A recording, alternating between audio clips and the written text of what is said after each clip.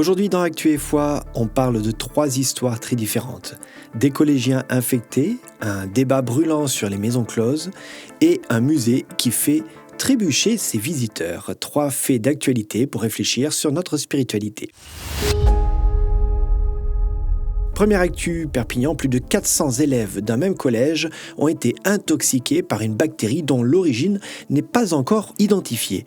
Maux de ventre, malaise, évacuation en série, une situation inquiétante qui montre à quel point une cause minuscule peut avoir des effets immenses.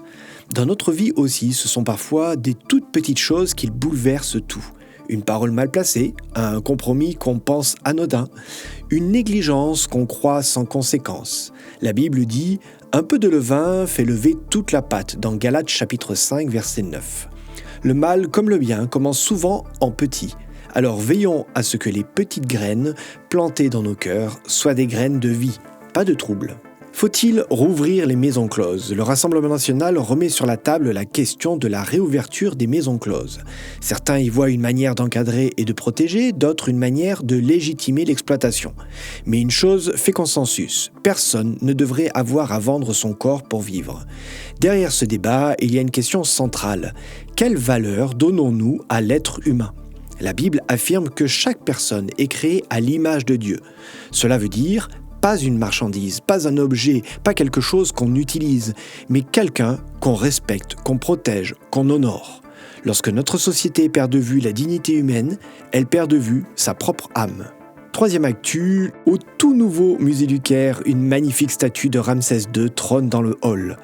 Tout autour, un bassin d'eau de quelques centimètres crée un effet de reflet splendide, mais qui fait trébucher les visiteurs. Absorbés par la grandeur du monument, ils ne voient plus où ils mettent les pieds. Nous aussi, parfois, fascinés par la grandeur, le succès, les projets, les rêves, les ambitions, nous oublions de regarder où nous posons les pieds. Le psalmiste prie « Affermis mes pas dans ta parole » au psaume 119, verset 133. Notre regard peut se perdre loin devant, mais le Christ nous invite à rester attentifs au pas d'aujourd'hui, un pas humble, solide, ancré. En conclusion, des collégiens intoxiqués, un débat sur la dignité humaine, un musée qui fait trébucher les visiteurs, 3 actualités, 3 leçons.